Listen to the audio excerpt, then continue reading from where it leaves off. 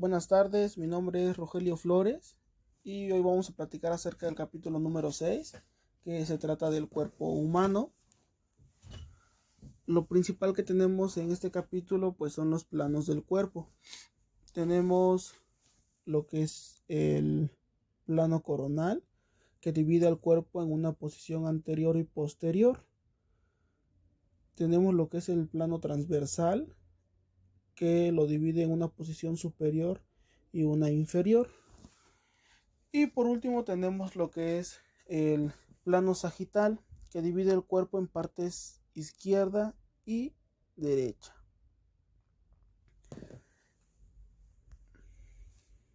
Pues para empezar tenemos lo que es el sistema esquelético, que nos menciona que el esqueleto le da al cuerpo su forma humana y reconocible y protege los órganos vitales del cuerpo. Está diseñado para permitir el movimiento del cuerpo. Tenemos los ligamentos, que son tejidos fibrosos que conectan los huesos entre sí. Tenemos lo que son los tendones también, que son estructuras en forma de cuerdas que conectan los músculos con los huesos. Y finalmente tenemos lo que es el cartílago, que es el tejido conectivo liso que cubre los extremos de los huesos en las articulaciones móviles. Tenemos lo que es el esqueleto axial y también tenemos lo que es el esqueleto apendicular. En el esqueleto axial tenemos que es el cráneo, tenemos la columna vertebral y el tórax. El cráneo está compuesto por dos grupos de huesos, los huesos craneales y los huesos faciales. El cráneo está formado por una serie de huesos gruesos que se fusionan para formar una capa sobre los ojos y los oídos y sostienen y protegen al cerebro. El cerebro conecta la médula espinal a través de una gran abertura en la base del cráneo llamada foramen magno. Y tenemos pues aquí el manual nos marca algunas partes de los huesos que tenemos dentro del esqueleto axial, algunas imágenes. Tenemos lo que es la columna vertebral, que en sí tenemos 33 vértebras dentro de la columna vertebral. Tenemos las cervicales, que son 7, que son las primeras 7 vértebras, desde la C1 a la C7. C1 por el nombre de cervicales, la inicial de cervicales que es C y el número 1 porque es la primera, y así sucesivamente. Tenemos las torácicas, que son 12 vértebras. Tenemos las lumbares, que son 5 vértebras. Tenemos las del sacro, que son 5 vértebras también. Y tenemos las coxis, que son las últimas 4 vértebras. Posteriormente tenemos lo que es el tórax. El tórax contiene el corazón, los pulmones, el esófago y los grandes vasos, la aorta y 2 venas cavas. Se forma a través de las 12 vértebras torácicas, de la T1 a la T12 y sus 12 pares de costillas. Esto es en parte del tórax. Posteriormente tenemos lo que es el esqueleto apendicular. Nos menciona que tiene articulaciones, extremidades superiores, cintura escapular, la pelvis y extremidades inferiores. Las articulaciones, nos menciona que la articulación se forma donde quiera que entran en un contacto 2 o más huesos. Consta de los extremos de los huesos que forman la articulación y el tejido circulante de conexión y soporte. Tenemos lo que son las extremidades superiores, que vendrían siendo los brazos. Las extremidades superiores se extienden desde la zona del hombro hasta la punta del dedo y se componen del brazo, el antebrazo, la mano y los dedos. Tenemos lo que es la cintura escapular y por ejemplo, también nos dice que El hombro es un ejemplo de una articulación esférica y las articulaciones del codo son articulaciones de bisagra que permiten el movimiento en un solo plano, flexión y extensión. La cintura escapular es donde se confluyen tres huesos, permitiendo que el brazo se mueva. Estos tres huesos son la clavícula, la escápula y el húmero. Posteriormente tenemos la pelvis, que es un anillo óseo cerrado que consta de tres huesos, el sacro y los dos huesos pélvicos. Cada hueso pélvico se forma de la fusión de tres huesos separados, el ilión, el isquión y el pubis. Estos huesos se unen posteriormente a través del sacro. En el lado anterior de este anillo se unen el pubis izquierdo y el pubis derecho.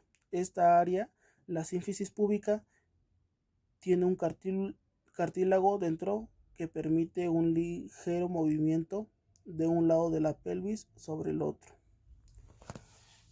Y tenemos las extremidades inferiores, que nos menciona que el fémur es el hueso más largo del cuerpo y uno de los más fuertes. Es el extremo superior. En el extremo superior de este hueso hay una estructura redonda llamada cabeza femoral. Aquí es donde el fémur se conecta con el acetábulo mediante una articulación esférica como la del hombro. La cabeza femoral se continúa en un vástago del fémur a través del cuello femoral. El fémur tiene dos proyecciones. La proyección en la porción lateral superior de la unión entre el cuello femoral y el eje es el troncante mayor. La proyección en la porción media inferior de la unión entre el cuello femoral y el eje es el troncante menor. Ambas proyecciones son puntos de anclaje donde los principales músculos del muslo se insertan al fémur. Eso es en parte de las extremidades inferiores. Posteriormente tenemos el subtema, que es y también, dentro de las extremidades inferiores entra lo que es el tobillo y el pie, obviamente. ¿Sale? Que el tobillo es una articulación de bisagra que permite la flexión y la extensión del pie en la pierna. Posteriormente tenemos lo que es el sistema respiratorio anatómico, que nos menciona que consiste en todas las estructuras corporales que contribuyen a la respiración o al proceso de ventilación. Y tenemos lo que es la vía aérea superior, que nos menciona que las estructuras de la vía aérea superior están ubicadas en la parte anterior y en la línea media. La vía aérea superior incluye la nariz, la boca, la lengua, la quijada, la faringe y la laringe. Y tenemos lo que es la vía aérea inferior, que nos comenta que la manzana de Adán o el cartílago tiroide, que tiende a ser más visible en los hombres, se encuentra en la línea media anterior del cuello. El cartílago tiroides, de hecho, es la parte anterior de la laringe. Diminutos músculos abren y cierran las cuerdas vocales y controlan la tensión sobre ellas. Eso es la vía aérea inferior.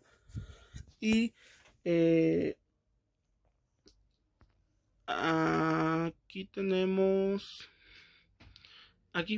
lo que es la vía aérea superior, que nos menciona que es la nasofaringe, el paso de aire nasal, faringe, orofaringe, boca y epiglotis. La vía aérea inferior, que es la tráquea, pulmones y músculos de respiración. Y aquí tenemos una imagen que nos trae el manual de la vía aérea superior y la vía aérea inferior. ¿Sale? Hasta abajo también tenemos lo que es el diafragma, que es lo que divide el tórax del abdomen. Y si quieren le pueden dar pausa ahí a la imagen para que puedan pues seguir viéndola. Tenemos lo que es el sistema respiratorio, la fisiología del sistema respiratorio, que nos menciona que es la función del sistema respiratorio es proporcionar oxígeno al cuerpo y eliminar el dióxido de carbono. El intercambio de oxígeno y dióxido de carbono ocurre en los pulmones y los tejidos. tenemos lo que es la ventilación y la respiración. Nos menciona que la ventilación es, la ventilación es el movimiento simple de aire entre los pulmones y el medio ambiente. Requiere que el tórax suba y baje. Cuando ayuda a un paciente que no está respirando con un dispositivo de bolsa, válvula, mascarilla, una bolsa grande llena de aire que cuando se le presiona empuja el aire hacia afuera por un extremo, suministrando una ventilación artificial. El dispositivo típico contiene de 1000 a 1200 mililitros de aire. Los dispositivos bolsa, válvula, mascarilla están diseñados para reiniciar rápidamente y le permiten controlar la cantidad de aire que se mueve para lograr subir y bajar el tórax en un paciente determinado. Esa es parte de la ventilación. Tenemos lo que es la respiración. Dice que a medida que la sangre viaja a través del cuerpo, proporciona oxígeno y nutrientes a varios tejidos y células. Control químico de la respiración, control de respiración de un sistema nervioso. Dentro de la respiración tenemos lo que es la difusión, que es un proceso pasivo en el cual las moléculas se mueven desde un área con una mayor concentración de moléculas a un área de menor concentración.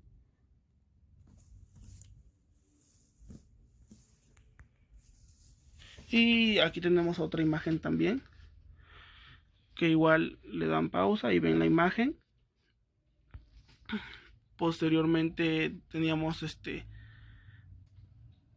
lo que es la ventilación, que ya les había mencionado un poco. Nos dice que la ventilación se puede mover a una cantidad considerable de aire dentro del sistema respiratorio. Un hombre adulto tiene una capacidad pulmonar total de 6000 mililitros. Tenemos lo que es el volumen corriente, volumen de reserva inspiratorio, volumen de reserva expiratorio, volumen residual, espacio muerto y volumen por minuto. El primero, que es el volumen de corriente, nos menciona que es la cantidad de aire que se mueve dentro o fuera de los pulmones durante una sola respiración, por lo general 500 mililitros en un adulto. El volumen de reserva inspiratorio es la respiración más profunda que puede tomar después de una respiración normal. El volumen de reserva expiratorio es la cantidad máxima de aire que puede exhalar por la fuerza después de una respiración normal. El volumen residual es una pérdida de volumen residual ocurre cuando una persona se golpea en el tórax y pierde el aire. Cuando dicen se le salió el aire. El espacio muerto es la porción del sistema respiratorio que no tiene alvéolos y por lo tanto se produce poco o ningún intercambio de gas entre el aire y la sangre. Y el volumen por minuto es otra medida utilizada para evaluar la cantidad de aire que entra y sale de los pulmones en un minuto. Aquí tenemos que el volumen por minuto es igual a la frecuencia respiratoria por el volumen corriente. Y tenemos aquí una imagen del volumen de reserva inspiratorio, volumen residual, volumen de reserva inspiratorio y volumen corriente. Posteriormente tenemos las características de la respiración normal. Una respiración normal tiene la velocidad y profundidad normal, obviamente, que sería el volumen corriente. Tiene un ritmo o patrón de inhalación-exhalación regular, sonidos respiratorios claros y audibles en ambos lados del tórax. Esto se hace conforme a la auscultación de los campos pulmonares.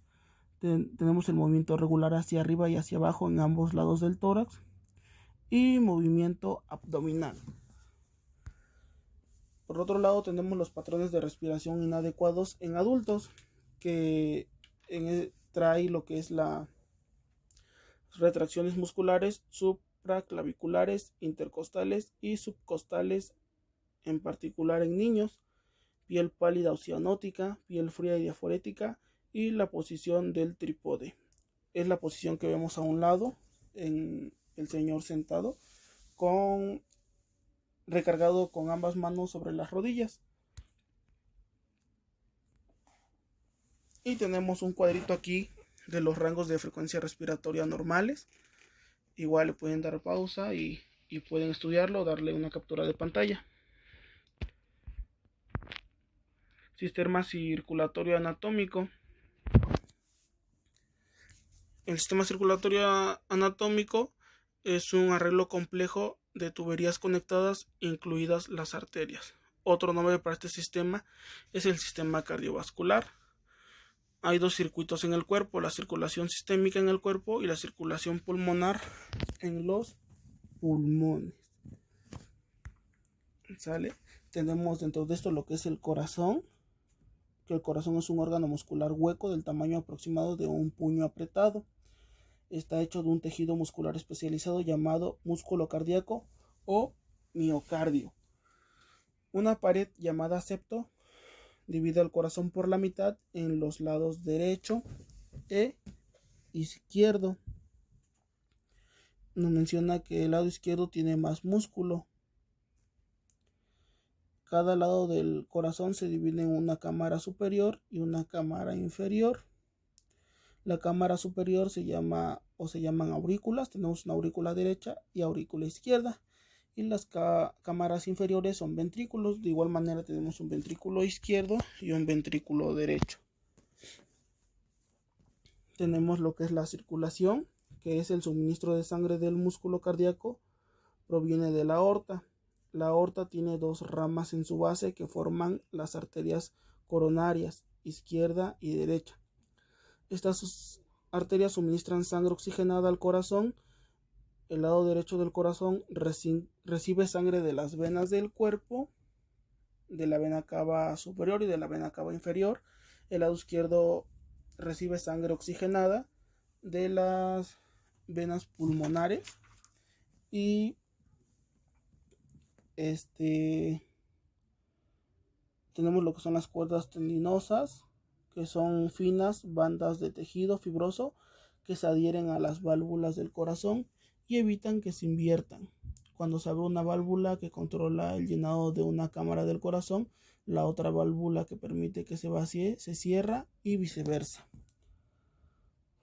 Tenemos latido cardíaco normal, sistema de conducción eléctrica. El latido cardíaco normal en el adulto normal, frecuencia cardíaca en reposo puede variar de 60 a 100 latidos por minuto. Sistema de conducción eléctrica dice que a lo largo del corazón corre una red de tejido especializado que tiene la capacidad de conducir corrientes eléctricas. El flujo de corriente eléctrica a través de esta red causa contracciones cardíacas uniformes y coordinadas. Tenemos lo que son las arterias también, que llevan la sangre del corazón a todos los tejidos corporales. Se ramifican en arterias más pequeñas y después en arteriolas. Las arterias se contraen para acomodar la pérdida de volumen sanguíneo y aumentar la presión arterial. Tenemos la aorta, la arteria pulmonar, la arteriola y también tenemos el pulso.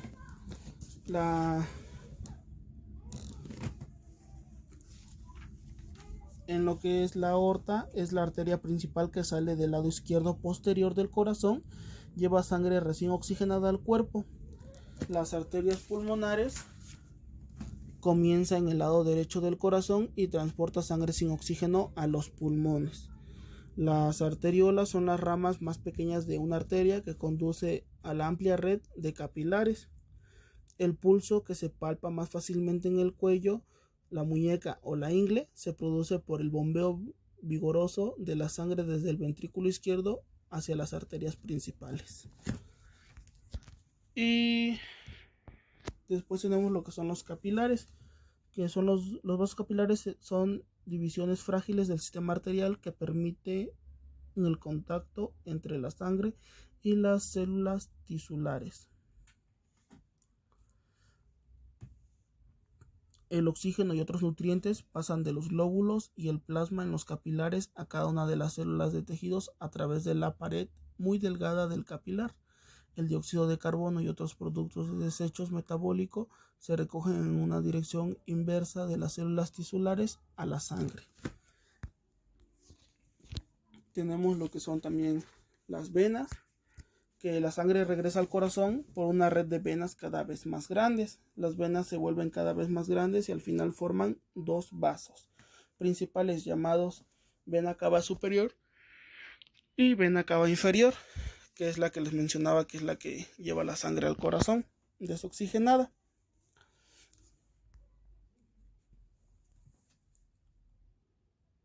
Bueno, dentro de esto, la vena cava superior transporta sangre de regreso, la vena cava superior transporta sangre regresando de la cabeza, el cuello, los hombros y las extremidades superiores. La vena cava inferior la sangre del abdomen, la pelvis y las extremidades inferiores pasan a través de la vena cava inferior. Las venas cavas superior e inferior se unen en la aurícula derecha del corazón. Posteriormente tenemos lo que es el vaso, que es un órgano sólido ubicado debajo de la caja torácica en la parte superior izquierda del abdomen. De hecho, forma parte del sistema linfático. En caso de pérdida repentina de sangre, el cuerpo puede exprimir el vaso y transportar este depósito sanguíneo a la circulación general. En cualquier momento hay aproximadamente 450 mililitros de sangre en el vaso. Composición de la sangre. La composición de la sangre es el plasma, los eritrocitos, leucocitos y plaquetas. El plasma es un líquido pegajoso y amarillo que transporta las células sanguíneas y los nutrientes. Esta es la porción líquida de la sangre. Los componentes principales son agua y proteínas. Todos los demás componen juntos forman el 1% del plasma. Los eritrocitos o glóbulos rojos contienen hemoglobina, que le da a la sangre su color rojo. Los glóbulos blancos o leucocitos desempeñan un papel en los mecanismos de defensa inmunitaria del cuerpo contra las infecciones. Las plaquetas son pequeños elementos en forma de disco que son mucho más pequeños que las células. Son esenciales en la formación inicial de un coágulo de sangre, el mecanismo que detiene el sangrado. Tenemos el sistema circulatorio fisiológico. La presión arterial es la fuerza que ejerce la sangre contra las paredes de las arterias a medida que pasa a través de ellas. Tenemos lo que es dentro de la presión arterial. Tenemos que cuando se contrae el músculo cardíaco del ventrículo izquierdo, bombea sangre desde el ventrículo hacia la aorta. Esta fase de contracción muscular se llama sístole. Cuando el músculo del ventrículo se relaja, al ventrículo se llena la sangre. Esta fase se llama diástole. El esfigmomanómetro es el baumanómetro con el utensilio para checar la tensión arterial. Y abajo tenemos un cuadro de las presiones cardiovasculares, que pues más adelante lo pueden ver con una captura de pantalla o poniéndole pausa al video. Tenemos la circulación normal en adultos. En las personas sanas el sistema circulatorio se ajusta y reajusta de manera automática, de modo que 100% de la capacidad de las arterias, venas y capilares contienen 100% de la sangre en ese momento. Dentro de la circulación normal en adultos tenemos la perfusión, que es la circulación sanguínea de un órgano o tejido en cantidades adecuadas para satisfacer las necesidades actuales de las células.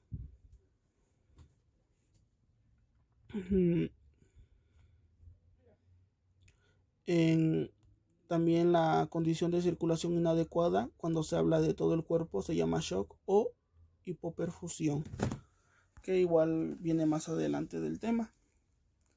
La circulación inadecuada en adultos nos menciona cuando un paciente tiene una pequeña pérdida de sangre, las arterias, las venas y el corazón se ajusta automáticamente al volumen nuevo más pequeño. Tenemos la función de la sangre. La mayoría de la sangre se distribuye de manera desigual en todo el cuerpo.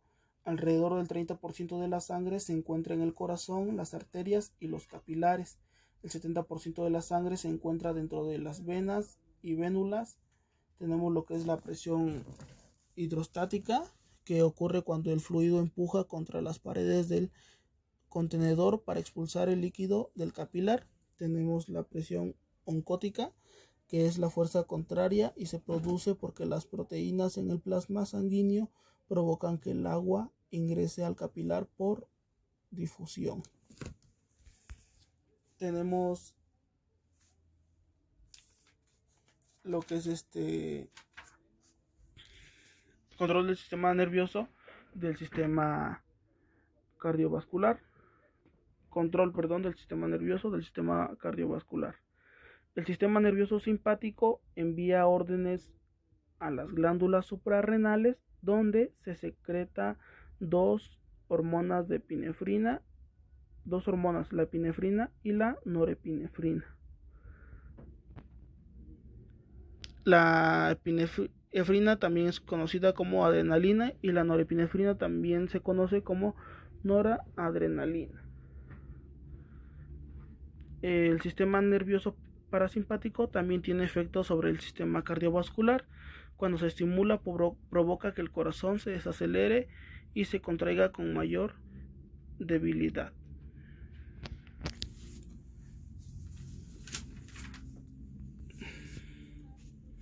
Tenemos lo que es el sistema nervioso, anatomía y fisiología. Es probable que el sistema nervioso sea el sistema de órganos más complejo dentro del cuerpo. Está formado por el cerebro, la médula espinal y miles de nervios que permiten que se comunique con cada parte del cuerpo. El sistema nervioso se divide en dos partes: sistema nervioso central y sistema nervioso periférico. Tenemos lo que es el sistema nervioso somático también y el sistema nervioso autónomo. El sistema nervioso somático regula las actividades sobre las cuales hay control voluntario, como caminar, hablar o escribir. Y el sistema nervioso autónomo controla muchas funciones corporales que ocurren sin control voluntario, incluida la digestión, dilatación y constricción de los vasos sanguíneos.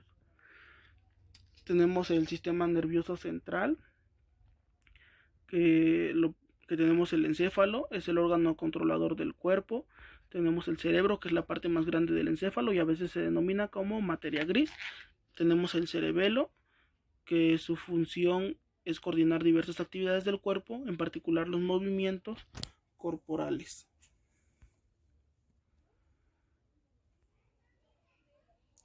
Y tenemos aquí el tronco del encéfalo también,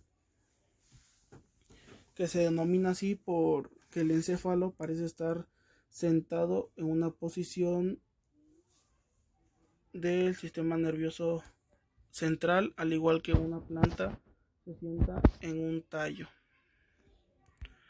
Y tenemos una imagen aquí que nos tapa un poco la vista, pero tenemos el líquido cefalorraquídeo, que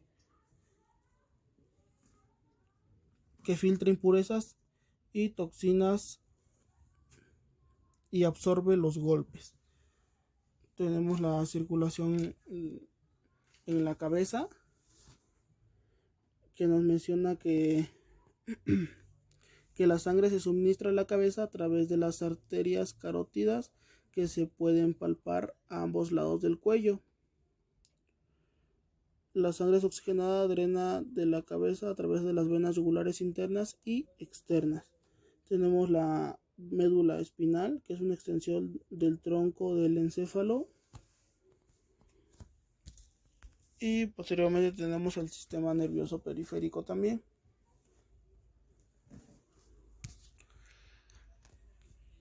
Esta imagen que está tapando un poco aquí parte del texto. Igual podemos ponerle pausa tomando una captura y acercarla un poco y traer las partes de la médula espinal. También tenemos posteriormente el sistema nervioso periférico, que el sistema nervioso simpático es responsable de la respuesta de lucha o huida. El sistema nervioso parasimpático por lo general desacelera el cuerpo. Nervios sensoriales: cuando se estimula una célula sensorial, transmite su propio mensaje especial al cerebro. Nervios motores: llevan información del cerebro a los músculos del cuerpo. Sistema tegumentario anatómico. La piel se divide en dos partes: la epidermis superficial, que se compone de varias capas de células, y la dermis más profunda, que contiene las estructuras especializadas de la piel. La epidermis es la capa más superficial de la piel y varían en grosor en diferentes áreas del cuerpo. En las plantas de los pies, la espalda y el cuero cabelludo es bastante gruesa, pero en algunas áreas del cuerpo la epidermis solo tiene 2 o 3 capas de células de grosor. La dermis: dentro de la dermis se encuentran muchas de las estructuras especiales de la piel: glándulas sudoríparas, glándulas sebáceas, folículos pilosos, vasos sanguíneos y terminaciones nerviosas especializadas. Tenemos las glándulas sudoríparas, que producen sudor para refrescar el cuerpo. Las glándulas sebáceas se encuentran junto a los folículos pilosos y secretan sebo a lo largo del folículo piloso hacia la superficie de la piel. Los folículos pilosos son los órganos pequeños que producen el cabello. Sistema nervioso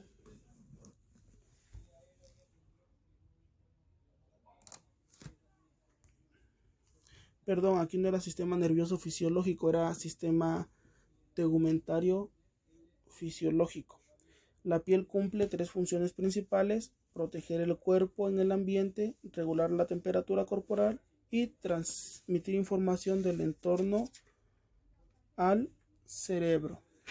¿Sale? El principal órgano para la regulación de la temperatura corporal pues es la piel, como ya lo habíamos mencionado. La información del entorno se transmite al cerebro a través de un suministro abundante de nervios sensoriales que se originan en la piel. De igual modo, en un ambiente cálido, el sudor se secreta a la superficie de la piel desde las glándulas sudoríparas. Y posteriormente tenemos el sistema digestivo anatómico, que la función de este sistema es la digestión, que es el procesamiento de alimentos que nutren las células individuales del cuerpo. Tenemos los órganos de este sistema se encuentran dentro del abdomen. El abdomen es la segunda cavidad corporal principal, contiene los principales órganos de digestión y excreción. El método más simple y más común para describir las porciones del abdomen es por cuadrante. Las 4 áreas iguales formadas por 2 líneas imaginarias que se cruzan en ángulos rectos en el ombligo. Me parece que les coloqué aquí una imagen. Bueno, esta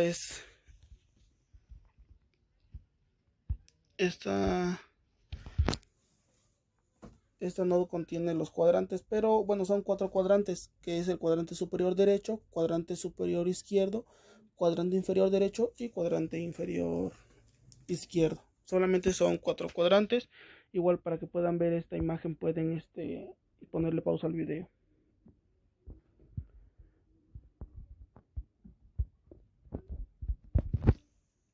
Y antes de eso tenemos lo que es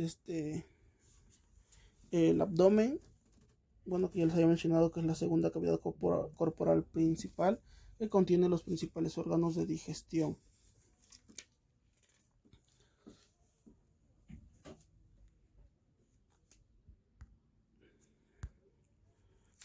Tenemos lo que es la orofaringe, el esófago, el estómago, el páncreas, el hígado, conductos biliares, intestino delgado, intestino grueso, apéndice y el recto. Pero bueno, me parece no salió aquí toda la diapositiva completa. Pero principalmente tenemos la orofaringe, que es una estructura tubular que se extiende verticalmente desde la parte posterior de la boca hasta el esófago y la tráquea. Tenemos lo que es el esófago, que es un tubo plegable de alrededor de 25 centímetros de largo, que se extiende desde el final de la faringe hasta el estómago y se encuentra justo delante de la columna vertebral en el tórax. Tenemos lo que es el estómago, que es un órgano hueco ubicado en el cuadrante superior izquierdo de la cavidad abdominal. Tenemos el páncreas, que es un órgano plano, sólido, que se encuentra debajo y detrás del hígado, y el estómago detrás del peritoneo. Tenemos el hígado, que es un órgano grande y sólido que ocupa la mayor parte del área justo debajo del diafragma en el cuadrante superior derecho, y también se extiende hacia el cuadrante superior izquierdo. Posteriormente tenemos el intestino delgado, que es el principal órgano hueco del abdomen. Tenemos el intestino grueso, que es otro órgano hueco importante. Está formado por el ciego, el colon y el recto, con 1.5 metros de largo.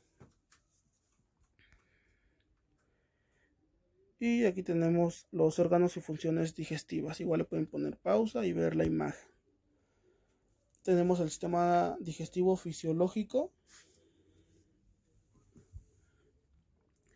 Estos productos básicos de la digestión son llevados a través de la pared del intestino y se transportan a través de la vena porta al hígado. En el hígado los productos se procesan más y se almacenan o transportan al corazón a través de las venas que drenan el hígado. El corazón luego bombea la sangre con estos nutrientes a través de las arterias hasta los capilares, donde los nutrientes pasan a través de las paredes capilares para nutrir las células corporales individuales.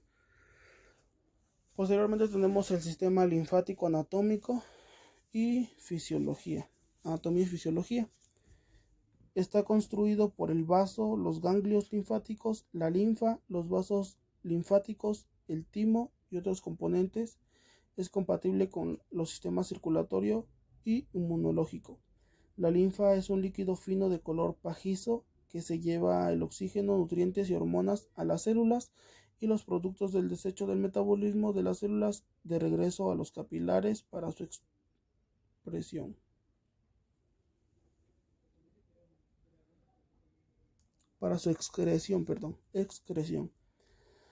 Ganglios linfáticos. Estas estructuras diminutas de forma ovalada filtran la linfa. Y posteriormente tenemos el sistema genital, anatomía y fisiología. Controla los procesos reproductivos mediante los cuales se crea la vida. Los genitales masculinos, excepto de la próstata y la vesícula seminal, se encuentran fuera de la cavidad pélvica. Los genitales femeninos, con excepción del clítoris, los labios, están contenidos por completo dentro de la pelvis. Tenemos el sistema reproductivo masculino y órganos, que de igual manera pues no se ve muy bien completa la diapositiva. El sistema reproductivo masculino está conformado por los testículos, el epidídimo y los conductos deferentes, la próstata, la vesícula seminal y el pene. Cada testículo contiene células y conductos especializados. Algunos de esos producen hormonas masculinas y otros desarrollan esperma.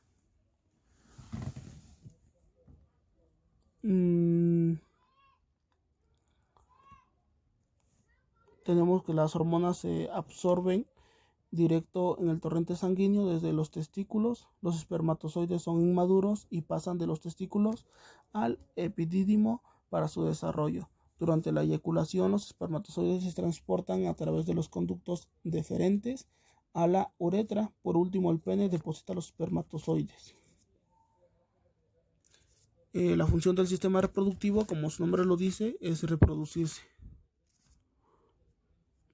Los espermatozoides pueden unirse con un huevo para comenzar el proceso de la vida. Posteriormente tenemos el sistema reproductivo femenino y órganos. Los órganos reproductores femeninos incluyen los ovarios, las trompas de falopio, el útero, el cuello uterino y la vagina. Los ovarios, al igual que los testículos, producen hormonas sexuales y células especializadas para la reproducción. Las trompas de falopio se conectan con el útero y llevan el óvulo a la cavidad de este órgano. La vagina es un tubo muscular y distensible que conecta el útero con la vulva. La vagina recibe el pene durante las relaciones sexuales, donde se deposita el semen. Y posteriormente pues tenemos también una imagen de vista frontal y vista lateral del sistema reproductivo femenino y sistema reproductivo masculino.